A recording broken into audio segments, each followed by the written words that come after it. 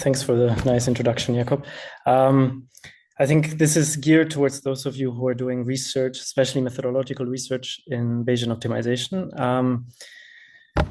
I really like that there was a lot of talk about democratizing access to different laboratories and so on.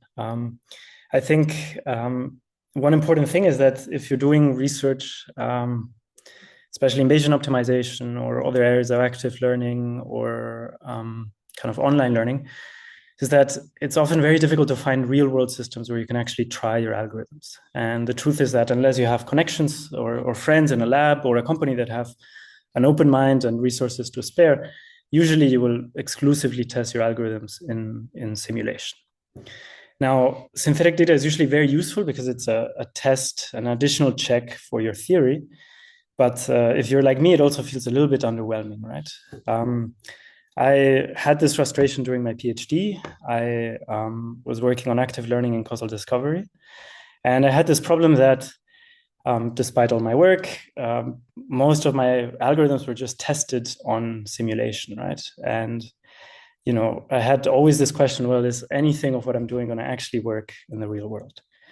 Now, the problem is that real world data is A, expensive, and B, usually very messy.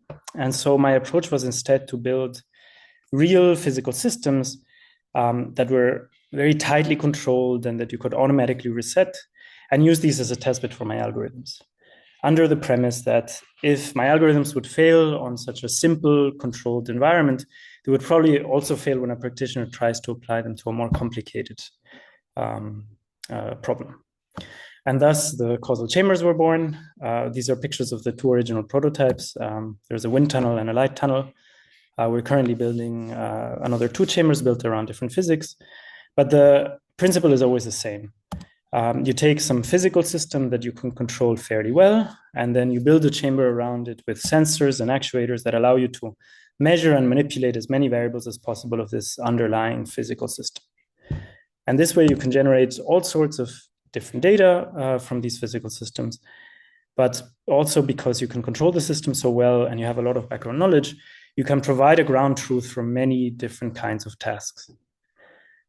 Now, the problem and the reason why the company exists is that despite making everything open source and despite there being a huge interest, it turns out that many machine learning researchers lack the skills and the resources and the support to build, host, and maintain physical devices. So what we've done is just build a lot of these, put them in a bunker somewhere in Switzerland, and connected them to the internet so that people can run their own experiments in real time. Now, the API is so simple that I'm just also going to take a minute to do a live demonstration. Let's see. Can you all see my screen now with my code? Yeah. Okay, perfect. So basically, all you need to do is install the causal chamber package. Here you have some printout on where to go for help. And then to open a real connection to a chamber, all you need to do is just start a chamber object. You specify to which chamber you want to connect to. In this case, we're going to open a connection to a light tunnel. You specify which configuration of this machine you want. So in this case, I pick this one because I want to use the camera. And then you just say where you've stored your credentials.